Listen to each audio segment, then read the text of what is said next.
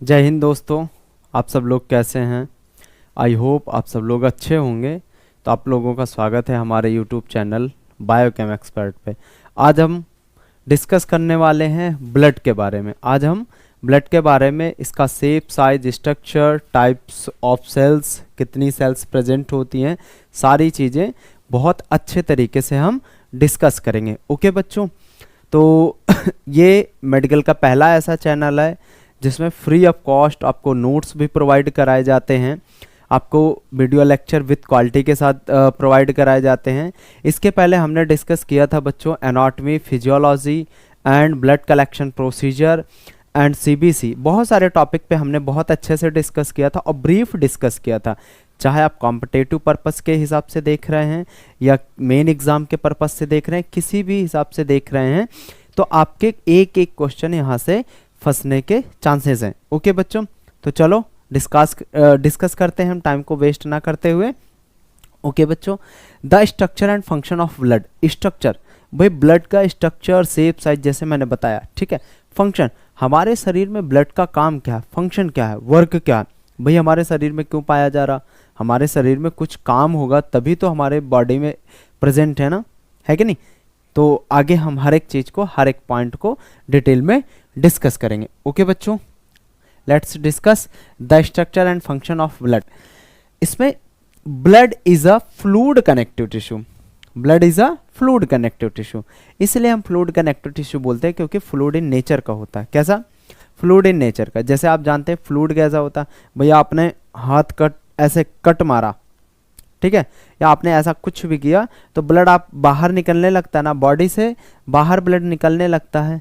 तो आप समझ रहे हैं ना, अगर सॉलिड होता तो क्या निकलता नहीं ना, फ्लूइड इन नेचर का तभी तो ब्लड बाहर निकलता है। ओके, यानी it circulate continuously around the body allowing the constant communication of between tissue distant and each other. यानी हमारा ब्लड कॉन्टिन्यूसली हमारे शरीर में फ्लो होता रहता है, लाइक सर्कुलेट होता रहता है, जिससे हमारी बॉडी को न्यूट्रिएंट्स और जो है ऑक्सीजन को सप्लाई कर सके। हर एक बॉडी टिश्यू तक ऑक्सीजन और न्यूट्रिएंट्स का को सप्लाई कर सके। ओके बच्चों, ब्लड का काम ये होता है। Blood make up about 7% of the body weight, about 5.6 litre in a 72 kg man. मतलब हमारा जो ब्लड है बच्चों, सॉरी, जो हमारा ब्लड है वो 7% ऑफ टोटल हमारे बॉडी का जितना, लाइक जो हमारी बॉडी का जितना वेट है ना, उसका टोटल 7%, उसका टोटल लाइक 7% ब्लड आपकी बॉडी में पाया जाता है। जैसे अराउंड कितना होगा, 5.6 लीटर के अप्रॉक्स होगा, 5.6 लीटर के अप्रॉक्स होगा। जबकि जब आपका जो पर्सन होगा वो 72 kg का होगा। कितने का होगा बच्चे? 72 kg का।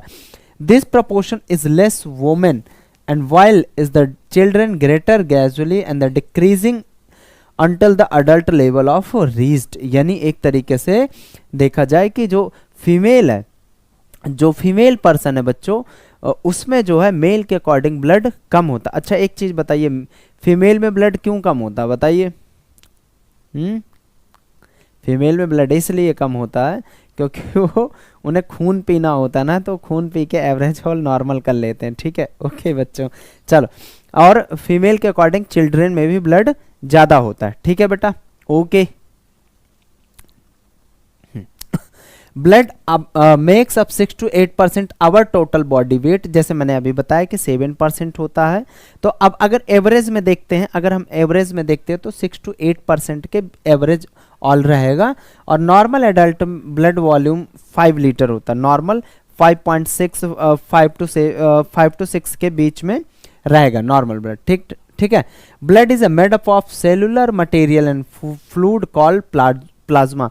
ब्लड दो चीजों से मिलकर बना, एक तो सेलुलर मटेरियल जिसमें सेल्स प्रेजेंट होंगे, एक तो तुम्हारा फ्लूइड होगा, एक तुम्हारा फ्लूइड होगा जिसमें कोई सेल लाइक सेल नहीं होंगी।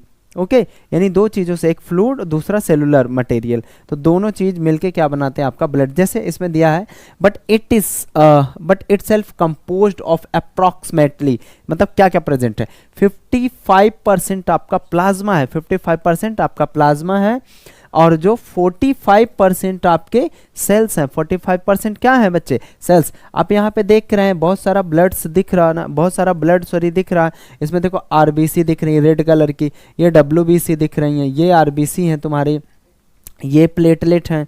ओके, तो अब ये तो सेलुलर मटेरियल है, ये तो सेलुलर मटेरियल, बट यहाँ पे आप देख रहे हैं येलो येलो सब्सटेंस कुछ दिख रहा ना, येलो येलो सब्सटेंस दिख रहा ना, वो तुम्हारा बच्चे क्या है, वो तुम्हारा है, एक सेकेंड,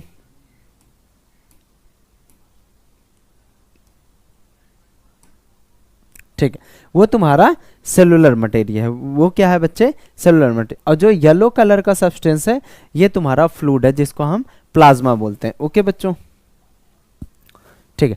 फंक्शंस ऑफ ब्लड, भैया हमारे शरीर में क्या काम है, इसका फंक्शन क्या है, हमारे शरीर में क्यों प्रेजेंट है, कुछ तो काम होगा ना, कुछ तो काम होगा। ओके, यानी सबसे पहला काम इसका यह है कि transportation of oxygen nutrients to the lungs and tissue, यानी न्यूट्रिएंट्स भी ट्रांसपोर्टेशन, न्यूट्रिएंट्स का भी ट्रांसपोर्टेशन। जैसे आपने खाना खाया, आपने जो खाना खाते हैं, अब वो खाना आपके स्टमक में गया, किस में गया, स्टमक में गया, और वो स्टमक से जो है जो है स्टमक में जो खाना गया, और वो स्टमक के बाद स्मॉल इंटेस्टाइन में गया, स्मॉल इंटेस्टाइन उसको एब्जॉर्ब करके किस में मिक्स कर देगी, ब्लड में, और ब्लड में जब मिक्स हो जाएगा तो हर एक बॉडी टिश्यू को हर एक बॉडी टिश्यू तक पहुंच सकता है आपके जो है ब्लड के थ्रू न्यूट्रिएंट्स। जो आपने सांस लिया, सांस के थ्रू क्या ऑक्सीजन इनहेल करते हैं ना, ऑक्सीजन इनहेल करते हैं, वो ऑक्सीजन लंग्स से किस में मिक्स हो जाता है, आपके ब्लड में, और ब्लड आपके पूरी बॉडी के हर एक टिश्यू लेवल तक पहुंचाता है। ठीक है, ओके बच्चों। Forming blood clots and prevent excess blood loss, यानी फॉर्मिंग ब्लड क्लॉट्स बनाता है। लाइक हम छोटी सी बात देखते हैं, जैसे आप जानते हैं ये कोई वेन है, अब यहाँ पे ब्लड फ्लो हो रहा है, यहाँ पे ब्लड फ्लो हो रहा, अब सडनली इसमें कहीं से बच्चे कट लग जाए, यहाँ पे कहीं से छोटा सा कट लग जाए, और ये ब्लड इस फॉर्म में जो है ब्लड बाहर निकलने लगे, तो अब इसमें क्या ब्लड क्लॉट्स भी बनाता है। ब्लड की एक कैपेसिटी ये होती है कि वो खुद में क्लॉट्स भी बनाता है, मेंटेन कर लेता है।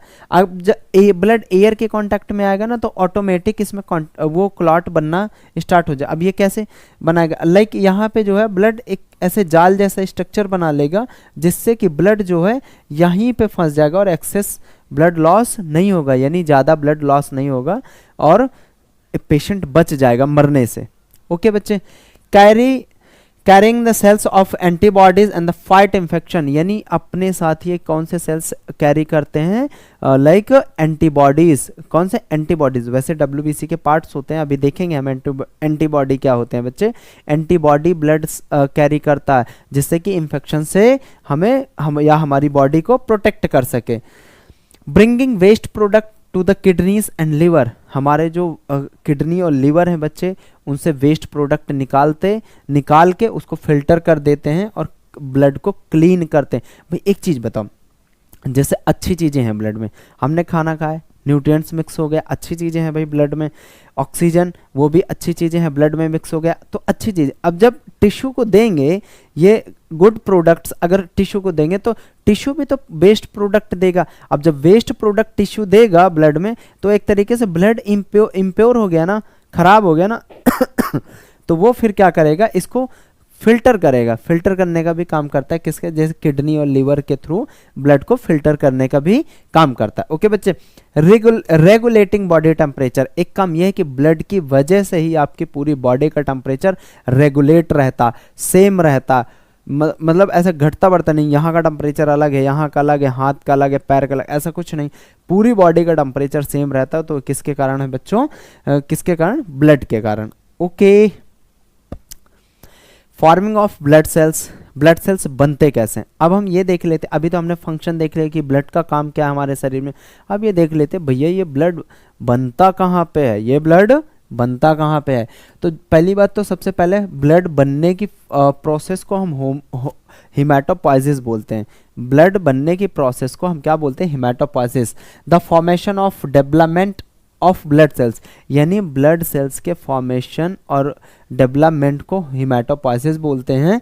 In adult the cellular elements and produced in the bone marrow, यानी एडल्ट जो सेलुलर मटेरियल होते हैं या लाइक जैसे आप जानते हैं कि हमारी उसमें बॉडी में बहुत सारी बोन होती है, लाइक लार्ज बोन होती हैं या बड़ी बोन होती है, जिनको अब जैसे देखो ये आपकी लाइक बच्चे बोन है। अब ये बोन के बीच में जो ये पार्ट है इसको बोलते हैं बोन मैरो। क्या बोलते हैं? Bone marrow. अब ये बड़ी बड़ी बोन में होंगे, सिर्फ जो लार्ज साइज की बोन है, लाइक तुम्हारी फीमर है, लाइक तुम्हारी फीमर है। तो जो बड़ी बोन है बच्चे, उनमें जो है ये सेल्स बनेंगे, ये सेल्स फॉर्म होंगे। ओके, यानी एक तरीके से ब्लड सेल्स बनती कहाँ पे हैं? ब्लड सेल्स बनती कहाँ है बच्चे? बोन मैरो में। कहाँ पे बनती हैं बच्चे? बोन मैरो में। सम WBC आर प्रोड्यूस, देखो ब्लड के अंदर WBC भी होती हैं, ब्लड के अंदर WBC भी होती हैं। तो some WBC are produce the lymphatic tissue and bone marrow. कुछ जो WBC हैं बच्चे इस ब्लड के अंदर, वो कुछ बोन मैरो में बनती है और कुछ तुम्हारी जो है लिम्फेटिक टिश्यू में बनती हैं। जैसे आपके बॉडी में लाइक ब्लड है और उसका कलर रेड होता है, तो एक और फ्लूइड होता है आपकी बॉडी में जिसको लिम्फ नोड बोलते हैं, तो उसको लिम्फेटिक सिस्टम बोलते हैं। तो वहाँ भी WBC कुछ बनती हैं। Blood cells are need certain nutrients form properly, मतलब ब्लड सेल्स बनाने के लिए कुछ न्यूट्रिएंट्स की ज़रूरत होती है। वो जैसे कौन कौन से हैं? आयरन की ज़रूरत पड़ती है, लाइक आयरन की ज़रूरत पड़ेगी, फॉलिक एसिड की पड़ेगी, विटामिन B12 की पड़ेगी। इन चीज़ों की बच्चे ज़रूरत पड़ती है। ओके,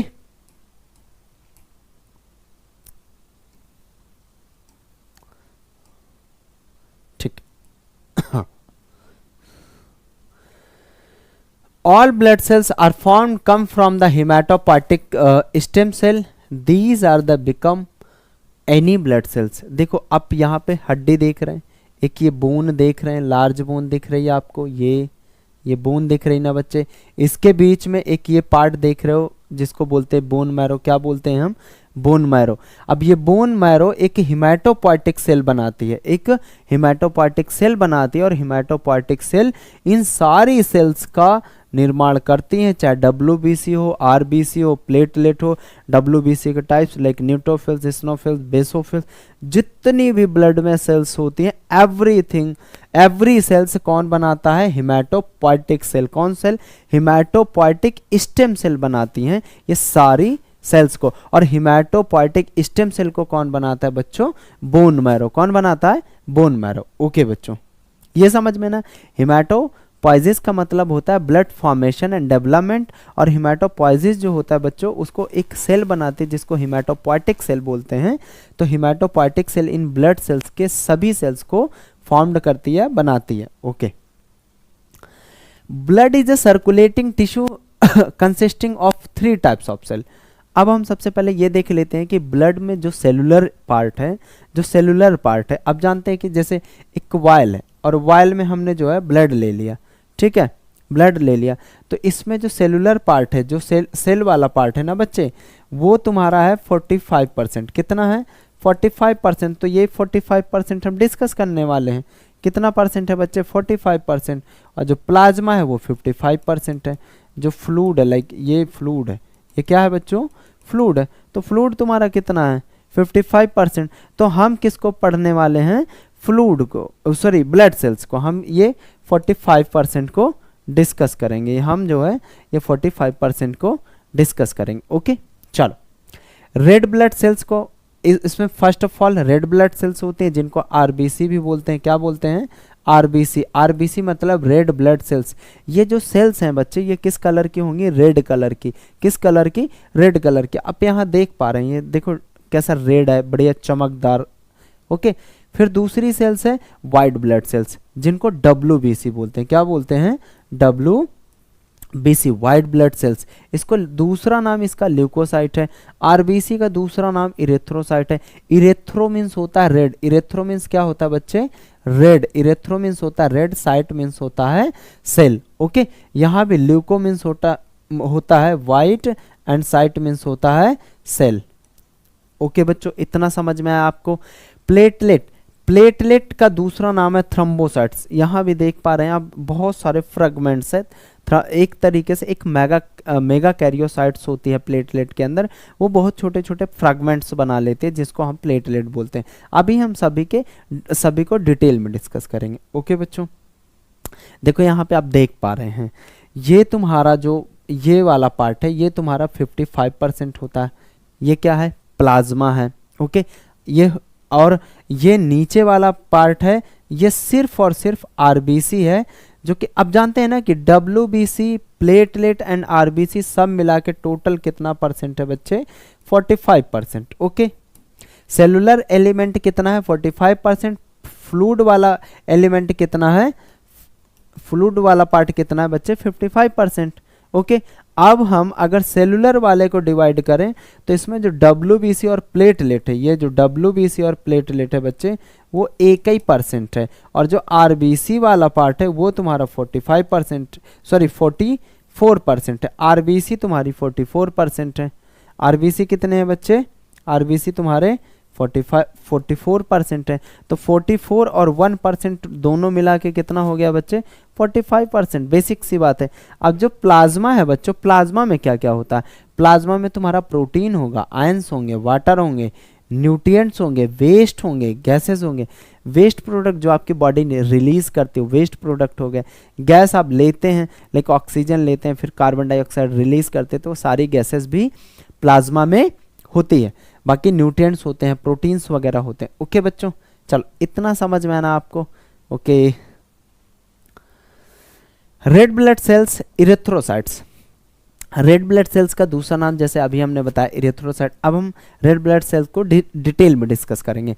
इरेथ्रोसाइट्स आरबीसी, इरेथ्रोसाइट्स को का दूसरा नाम आरबीसी, या ये कह लीजिए आरबीसी का दूसरा नाम erythrocytes. Most abundant cell in the blood, भैया ये मोस्ट कॉमन है आपके ब्लड सेल्स में, यानी बहुत जरूरी है। इस सेल का जो वेटेज है ना वो बहुत बड़ा वेटेज है, 4 मिलियन टू 6 मिलियन पर माइक्रोलीटर ऑफ ब्लड, यानी 4 से 6 मिलियन पर माइक्रोलीटर ब्लड। एक माइक्रोलीटर ब्लड में 4 से 6 मिलियन ब्लड सेल्स पाई जाती हैं। Form in the bone marrow, ये बनती कहाँ पे है बच्चे, बोन मैरो में बनती। कहाँ पे बनती हैं, बोन मैरो में। Mature forms do not have a nucleus, यानी जो मेच्योर आरबीसी होते हैं, जो आरबीसी मेच्योर हो जाती हैं, मेच्योर आरबीसी के अंदर न्यूक्लियस नहीं होता। हमारी बॉडी में आरबीसी एक ऐसी सेल है जिसके अंदर न्यूक्लियस नहीं पाया जाता। आरबीसी एक ऐसी सेल है बच्चों जिसके अंदर न्यूक्लियस नहीं होता।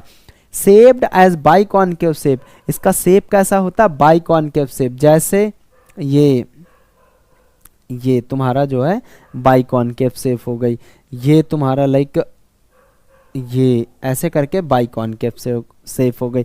आप जानते हैं जैसे एक चॉकलेट वाली टॉफी आती है, लाइक अच्छे, वो बीच में खाली होती है और साइड साइड थोड़ा सा उसका जो है वो होता है, डेप्थ होता है, वो मोटा होता है। लाइक अब यहाँ पे देख पा रहे हैं ये आरबीसी, देखो यहाँ बीच में खाली दिख रहा और साइड साइड में थोड़ा सा मोटा दिख रहा।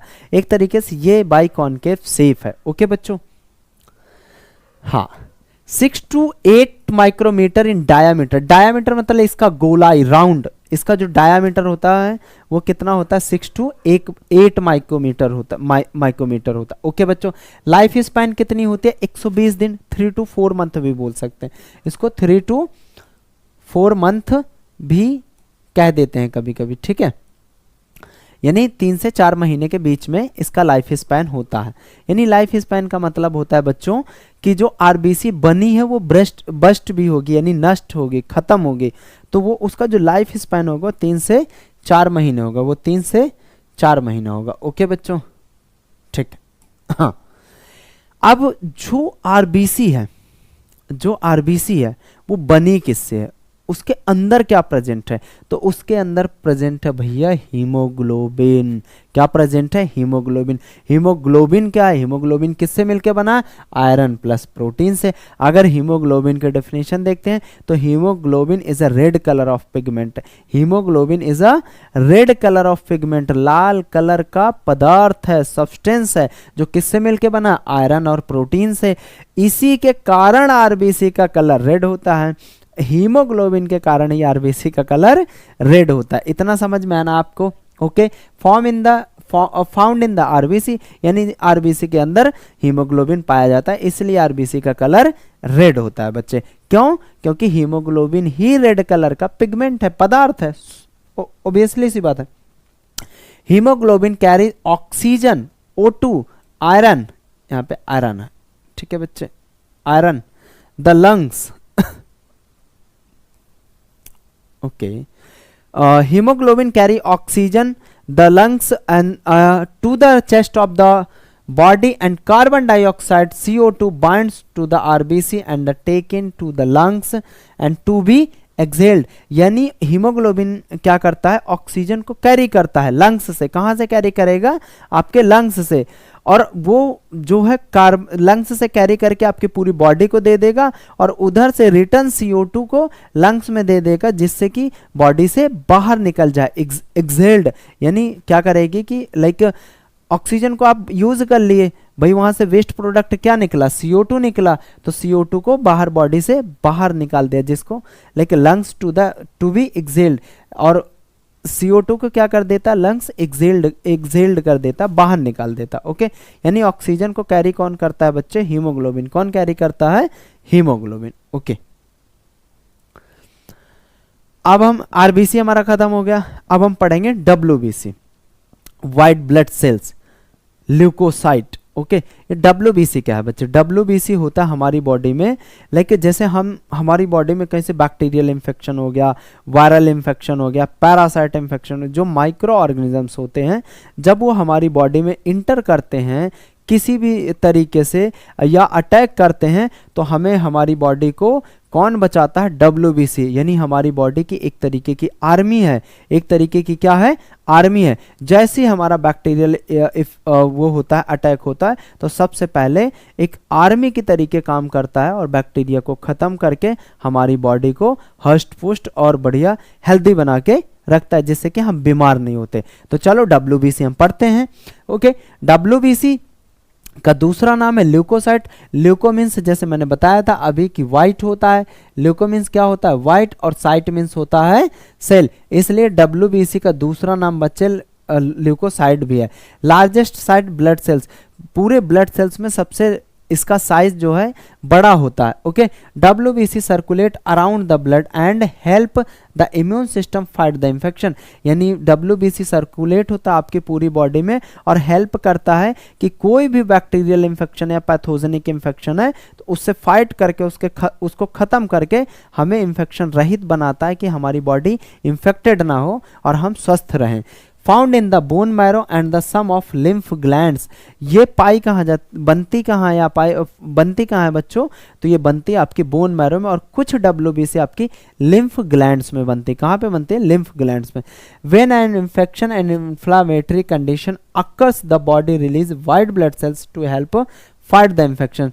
कुछ कंडीशंस होती हैं कि WBC लाइक इन्फ्लामेटरी कंडीशन हुई आपकी बॉडी में, लाइक आपकी बॉडी में लाइक इन्फ्लामेटरी कंडीशन हुई, कोई इन्फेक्शन हुआ, तो उस कंडीशन में क्या होगा बच्चे कि बॉडी बहुत सारी WBC रिलीज करेगी, और जिससे कि इन्फेक्शन से फाइट कर सके। वो WBC क्या करेंगे? इन्फेक्शन से फाइट करें, यानी पैथोजन को या जो हमें बीमार करते हैं उन ऑर्गेनिजम्स को ख़त्म करके हमें स्वस्थ या हेल्दी रखेंगी। ओके बच्चों, चलो अब ये WBC कितने टाइप्स के होते हैं? WBC होते हैं 2 टाइप्स के, एक ग्रेन्युलोसाइट, दूसरा अग्रेन्युलोसाइट्स। देखो ग्रेन्युलोसाइट्स, आप इसमें सभी इमेज में देख पा रहे होंगे कि जो इधर वाली सेल्स हैं, जो तुम्हारी ग्रेन्युलोसाइट्स हैं, उनके अंदर छोटे छोटे ग्रेन्यूल्स प्रेजेंट है। उन सेल्स के अंदर आप देख पा रहे हैं कि छोटे छोटे ग्रेन्यूल्स प्रेजेंट हैं, और अग्रेन्युलोसाइट्स में आप कोई भी ग्रेन्यूल्स नहीं देख पाइएगा। देखो यहाँ न्यूक्लियस के बाहर कोई ग्रेन्यूल्स है, सेल के अंदर कोई ग्रेन्यूल्स है नहीं है, बट यहाँ पे आप देख पा रहे हैं कि न्यूक्लियस के अंदर बहुत सारे ग्रेन्यूल्स है, जो किस में आते हैं? ग्रेन्युलोसाइट्स में, जैसे न्यूट्रोफिल्स, स्नोफिल, बेसोफिल। और अग्रेन्युलोसाइट्स कौन कौन सी है? Lymphocyte, monocyte. Granulocytes cell a type of immune cell that the granules small particles। यानी एक तरीके से देखा जाए कि जो तुम्हारे लाइक इम्यून सेल्स ऐसे हैं जिनके अंदर छोटे छोटे ग्रेन्यूल्स पाए जा रहे हैं या छोटे छोटे पार्टिकल्स पाए जा रहे हैं उनको हम ग्रेन्युलोसाइट्स बोलते हैं। द ग्रेन्यूल्स कंटेन प्रोटीन्स, ये ग्रेन्यूल्स अपने साथ ये ग्रेन्यूल्स किसके बने होते हैं? एक तरीके से प्रोटीन के बने होते हैं। किसके बने होते हैं बच्चों? प्रोटीन के बने होते हैं। The specific type of granulocyte the neutrophils, यानी जो ग्रेन्युलोसाइट्स है उनके कौन कौन से टाइप होते हैं, कौन कौन से स्पेसिफिक टाइप होते हैं बच्चों? न्यूट्रोफिल्स, इस्नोफिल्स एंड बेसोफिल्स, 3 टाइप्स होते हैं ग्रेन्युलोसाइट्स के। अब तीनों टाइप्स को हम एक एक करके अच्छे तरीके से डिस्कस कर लेते हैं। ओके बेटा, सबसे पहले हम बेसोफिल्स पढ़ते हैं। सबसे पहले हम बेसोफिल्स पढ़ लेते हैं। Basophils make up the less than 1% of all of your white blood sales, making them the least common type, यानी आपकी टोटल WBC, जितनी आपकी बॉडी में टोटल WBC है उसका 1% बेसोफिल्स पाई जाती है। उस WBC का 1% कौन से सेल्स होगी बच्चे? बेसोफिल्स होगी। In the blood test, a normal basophils count 0.5 to 1% your total white।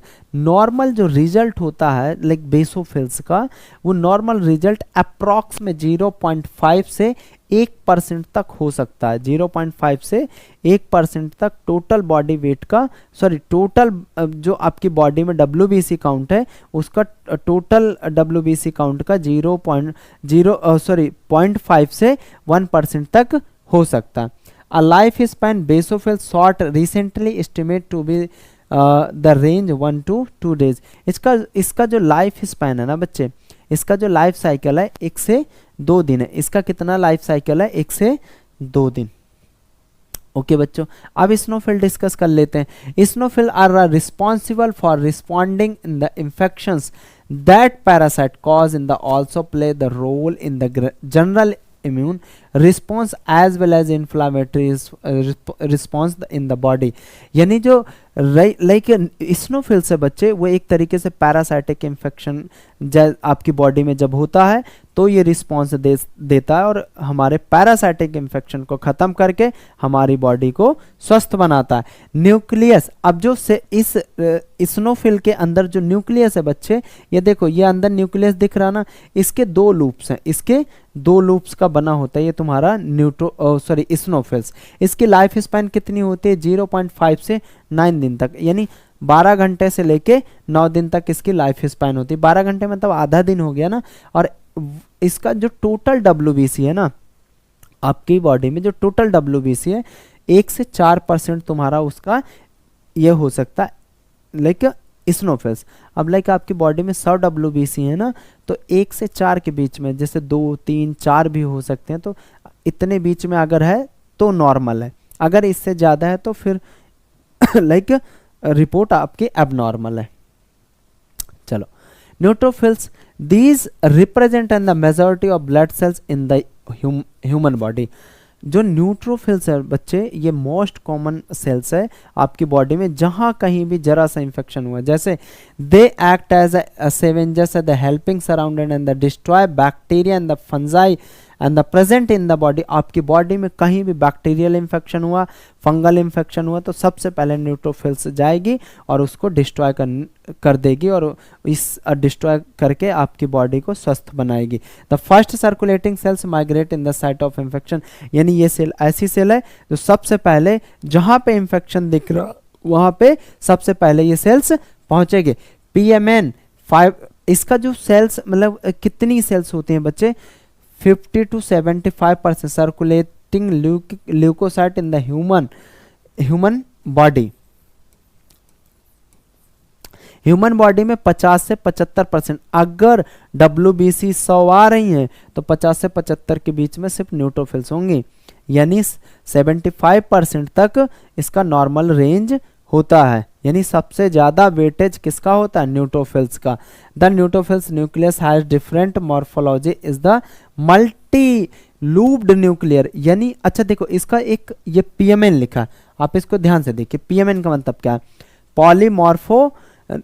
Polymorphism nucleus, यानी इसको इसलिए PMN बोलते हैं क्योंकि इसका न्यूक्लियस है ना मल्टी लूप्ड होता है और ये शेप साइज चेंज कर सकता है, डिफरेंट मॉर्फोलॉजी होती है।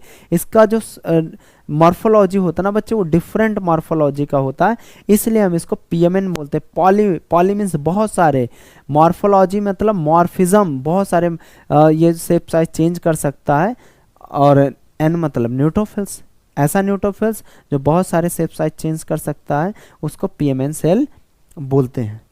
ठीक है। अब हम पढ़े ग्रेन्युलोसाइट सेल खत्म हो गया, अब हम डिस्कस करेंगे अग्रेन्युलोसाइट्स। अग्रेन्युलोसाइट सेल कौन से हैं? जिन सेल्स के अंदर कोई भी ग्रेन्यूल्स नहीं है, that is called agranulocytes cell. Agranulocyte cell are white blood cells that have granules in the cytoplasm, यानी ग्रेन्युलोसाइट्स इसके अंदर नहीं होते हैं, यानी that have no granules in the cytoplasm. इसके साइटोप्लाज्म के अंदर आपको कहीं ग्रेन्यूल्स दिख रहे हैं? नहीं ना, बिल्कुल। These are two different types, ये दो टाइप्स के होते हैं, एक मोनोसाइट दूसरा लिम्फोसाइट। ये दो टाइप्स के सेल होते हैं, मोनोसाइट और लिम्फोसाइट। ये देखो लिम्फोसाइट है, ये आपकी मोनोसाइट सेल है।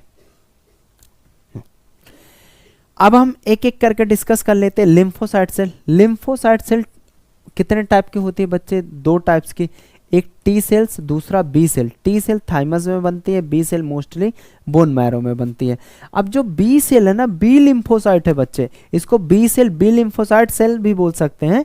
Produce antibody molecule that catch on the, ये कैच है बच्चे, catch on and destroy invading virus and bacteria. अब लाइक सुनना, अब लाइक ये आपकी वेन है, क्या है? वेन है, और यहाँ पे बच्चे कोई बैक्टीरिया इंटर कर, यहाँ पे कोई बैक्टीरिया इंटर कर गया, ये लाइक बैक्टीरिया है। अरे ये तो आप लोगों से इसकी शक्ल मिलते हैं, इसमें कमेंट करिएगा किससे शक्ल मिलते हो। ओके ठीक है बच्चों, ये लाइक बैक्टीरिया आ गया। अब बैक्टीरिया भग रहा, डब्ल्यूबीसी पकड़ रहा, पकड़ में नहीं आ रहा, इधर उधर निकल जा रहा, तो क्या करेगा डब्ल्यूबीसी? बहुत सारे एंटीबॉडी रिलीज करेगा। ये देख रहे हैं ना, ये तुम्हारी एंटीबॉडीज हैं, तो ये एंटीबॉडी क्या करेंगे? बैक्टीरिया को पकड़ लेंगे, चारों तरफ से ऐसे पकड़ लेंगे, ऐसे करके ये चारों तरफ से आपके बैक्टीरिया को पकड़ लेंगे, और फिर ये कहीं आपका भाग नहीं सकता बैक्टीरिया, और जिससे जब ये पकड़ में आ जाएगा फिर इसको किल कर देंगे। ओके बच्चों, फिर दूसरा टी लिम्फोसाइट है। टी लिम्फोसाइट क्या करता है?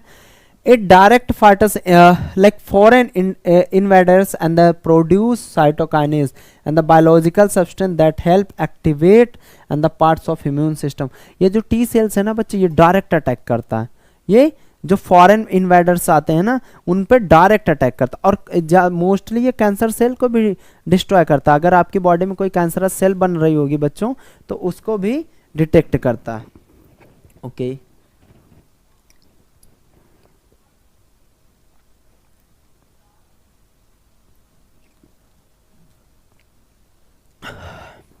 सॉरी बच्चों।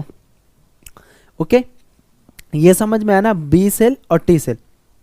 B lymphocyte, T lymphocyte. B lymphocyte bone marrow में बनती है, टी लिम्फोसाइट तुम्हारी थाइमस में बनती है। ओके बच्चों, अब आ जाते हैं मोनोसाइट को पढ़ते हैं। अब हम किसको पढ़ेंगे बच्चों? मोनोसाइट को। Monocyte are white blood cell that make up the around 2 to 8%, यानी मोनोसाइट आपके WBC, टोटल WBC का 2 से 8% होता है। कितना? 2 से 8% होता है। These are the present when the fight chronic infection. WBC आपके जो बहुत सारे क्रॉनिक इन्फेक्शन है, लाइक बहुत दिन से कोई आपकी बॉडी में इन्फेक्शन चला आ रहा, तो मोनोसाइट क्या करेंगे? उनको टारगेट करेंगे और डिस्ट्रॉय कर देंगे। इससे हमारी बीमारियों से हमारी बॉडी बच सकती है। Okay, the target and destroy the cause infections, या जो इन्फेक्शंस बहुत दिन से हो रहा उनसे, उन बैक्टीरियाज को या उन पैथोजन को टारगेट करेंगे और उनको ख़त्म करेंगे। ओके बच्चों, अब normal range of bacteria cells देख लेते हैं। जो नॉर्मल रेंज है WBC की, नॉट अ बैक्टीरियल सेल, जो नॉर्मल रेंज WBC की है आपके ब्लड में, वो देख लेते हैं हम। तो न्यूबॉर्न में कितना होता है? 13,000 से 38,000, 13,000 से 38,000 तक। जो दो वीक्स ओल्ड इन्फेंट्स होते हैं ना, वो 5000 से 20,000 तक होती है इसकी नॉर्मल वैल्यू, और एडल्ट में 45,000 से 11,000 तक होती है।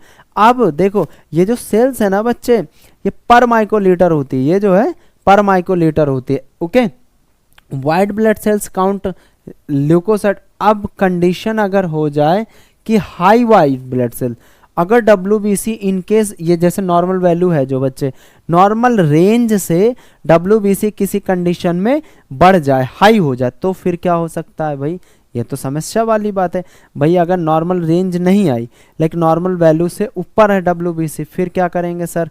तो ठीक है, हम बताते हैं क्या करेंगे, क्या देखते हैं क्या बीमारियां हो सकती हैं या किन कंडीशन में हाई WBC होता है। तो भैया किन कंडीशन में, a high white blood cells that count also known as leukocytosis, यानी अगर हाई WBC काउंट हो रहा तो उसको हम ल्यूकोसाइटोसिस बोलते हैं। क्या बोलते हैं बच्चों? ल्यूकोसाइटोसिस बोलते हैं। Is a when your white blood cells count higher than the normal, यानी नॉर्मल से ज्यादा हो रही है WBC बच्चों, तो उसको हम ल्यूकोसाइटोसिस बोलते हैं। It is usually sign that your body is fighting in the infections or inflammation and often not a cause of concern.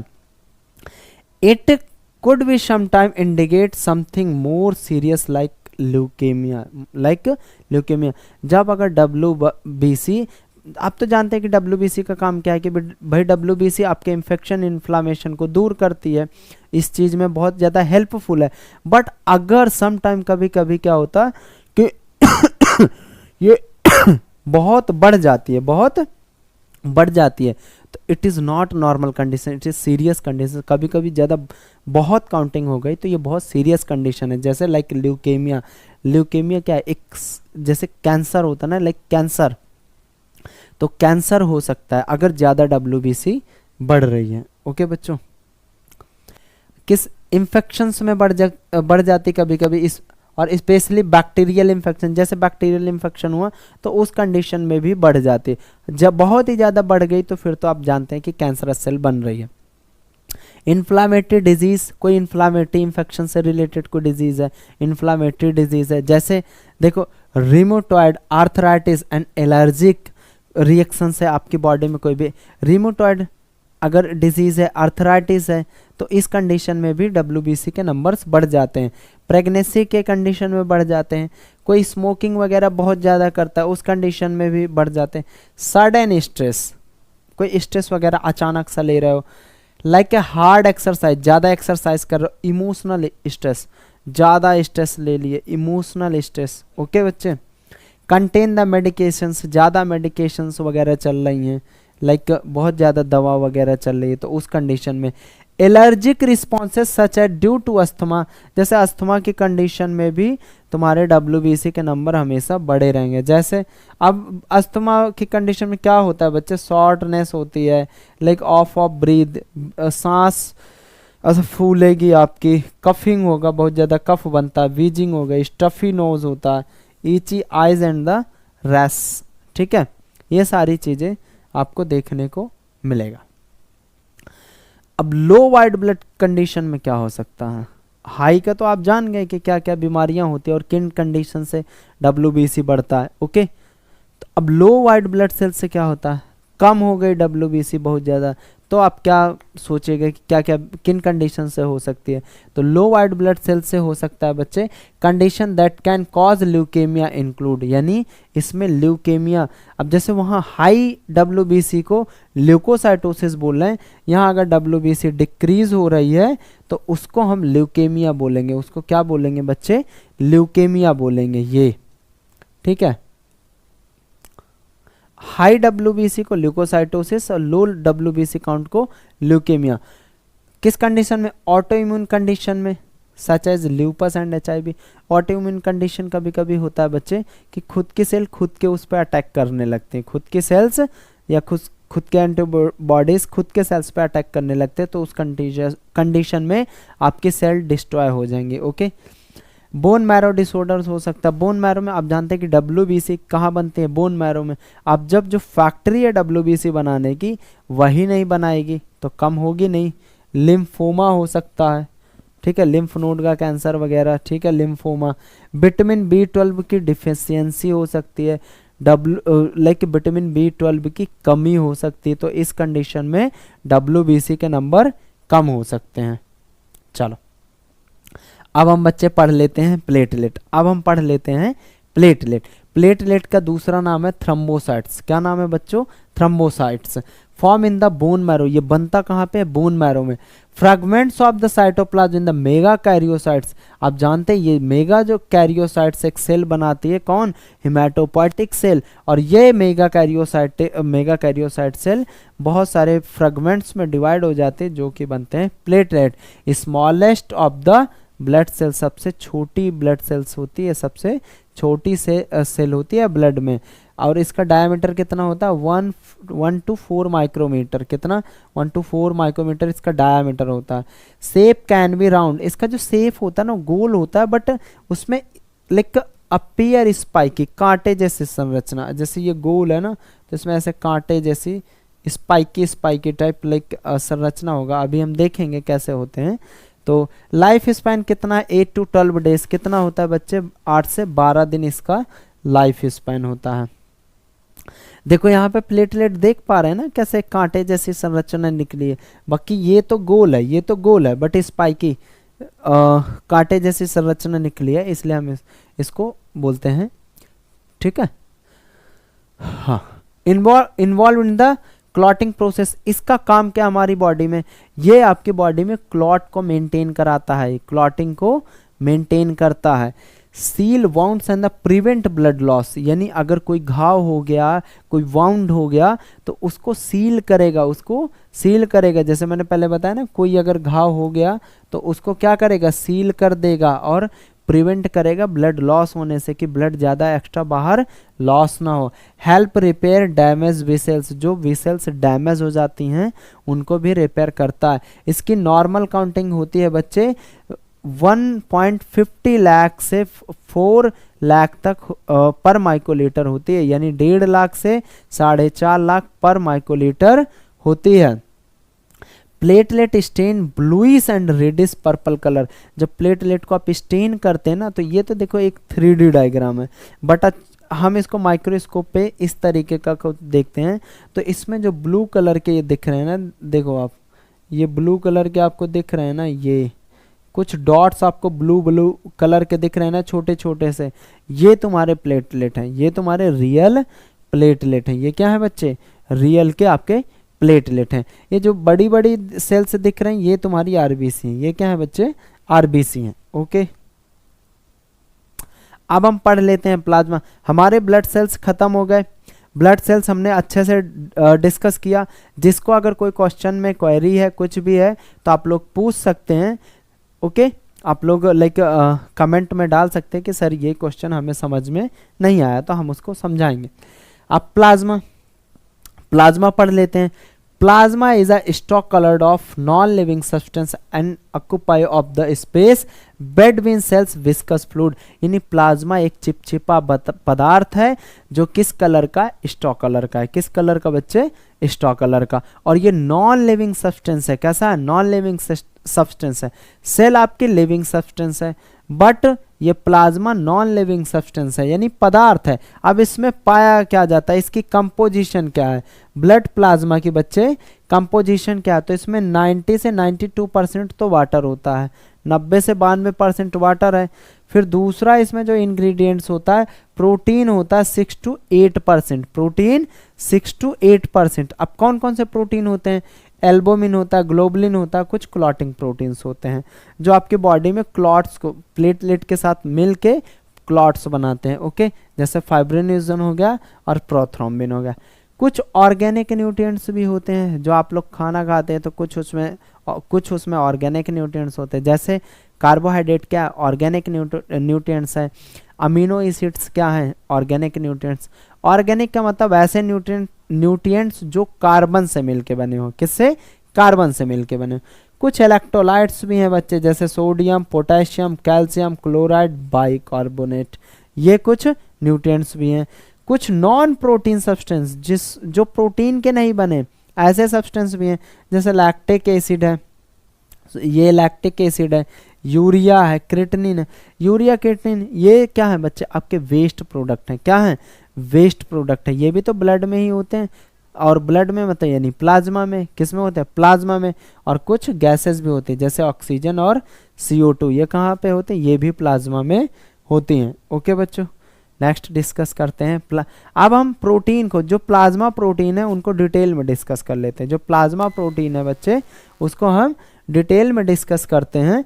तो plasma protein without protein serum, like इसमें क्या होगा बच्चों कि प्लाज्मा प्रोटीन एल्बुमिन अकाउंट 60%, जो plasma protein total protein है उसका 60% तो तुम्हारा कौन सा प्रोटीन होगा, लाइक एल्बुमिन। तुम्हारा कौन सा प्रोटीन होगा, एल्बुमिन। ठीक है, टोटल जितना प्लाज्मा में आपका प्रोटीन है उसका 60% तो एल्बुमिन होगा। इसका काम क्या है, ऑस्मोटिक प्रेशर को मेंटेन करना, ऑस्मोटिक बैलेंस को मेंटेन करना। ठीक है, osmotic pressure of the blood, maintain the osmotic pressure of the blood. Synthesise by liver, कहाँ बनता है, लिवर में बनता है। Carrier settle molecule through the circulation, यानी सर्कुलेशन के दौरान जो मॉलिक्यूल्स हैं उनको सेटल करने में या लाइक उनको एक सर्कुलेशन में अच्छा हेल्प करता है। ओके, दूसरा प्रोटीन है ग्लोबुलिन है, एक एल्बुमिन ग्लोबुलिन, फिर दूसरा क्लॉटिंग प्रोटीन। तो जो ग्लोबुलिन प्रोटीन है बच्चे, ग्लोबुलिन प्रोटीन 36% होता है, एल्बुमिन 60%, ये 36% यानी 36% ऑफ द प्लाज्मा प्रोटीन। इसमें 3 टाइप के प्रोटीन होते हैं ग्लोबुलिन, एक अल्फा ग्लोबुलिन होता है, बीटा ग्लोबुलिन होता है, गामा ग्लोबुलिन होता है। तो जो अल्फा और बीटा ग्लोबुलिन क्या करते हैं, ट्रांसपोर्ट आयरन एंड विटामिन का ट्रांसपोर्टेशन करते हैं, आपकी बॉडी में आयरन और विटामिन का ट्रांसपोर्टेशन करते हैं। और वाई ग्लोबुलिन इम्यून ग्लोबुलिन्स होता है एक तरीके का, जो IgG और IgA कंटेन करता है या ट्रांसपोर्ट करता है। और ये भी कहाँ बनता है, सिंथेसाइज बाय लिवर। कहाँ बनता है, सिंथेसाइज बाय लिवर।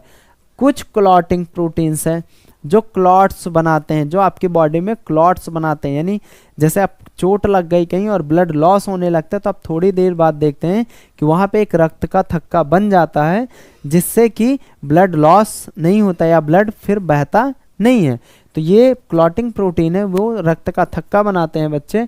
ये टोटल प्रोटीन का जो प्लाज्मा प्रोटीन है उसका कितना परसेंट, 4% होते हैं क्लॉटिंग प्रोटीन्स। फाइब्रिन, अब इसमें कौन कौन से होते हैं, फाइब्रिनोजन होता है, प्रोथ्रोम्बिन होते हैं, and is important role in blood clotting. यानी एक तरीके से इनका मेन जॉब क्या है, ब्लड क्लॉटिंग का। इनका मेन जॉब क्या है बच्चों, ब्लड क्लॉटिंग का। Thanks for watching.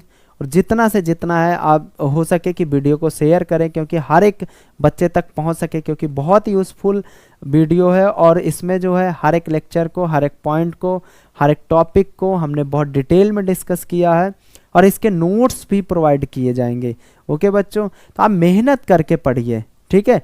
फालतू की चीज़ों पे इधर उधर ध्यान ना दीजिए, क्योंकि अभी आपका कैरियर बनाने का समय है, और उसमें पूरा फोकस करिए। क्योंकि अगर कैरियर अगर आपके साथ है, आपका कैरियर एक बार बन गया तो हर एक चीज़ आपके साथ रहेगी, ठीक है। आप क्या करते हैं, इंस्टा फेसबुक में बहुत ज़्यादा टाइम देते हैं, तो उन चीज़ों पे ना दे के अपने माँ बाप के सपने पूरे करने में टाइम दीजिए। क्योंकि आप दुनिया में एक ही पर्सन ऐसा है जो आपका भला चाहता है। अगर जैसे आप बहुत ज़्यादा दोस्ती यारी में पढ़ते हैं और माँ बाप की बात नहीं मानते, तो आप मेरे कहने से एक बार ये देख लीजिए कि अपने दोस्त के साथ आप ये बोल दीजिए कि भाई मेरे घर वालों ने निकाल दिया और मुझे 2 दिन का आप खाना प्रोवाइड कर दो।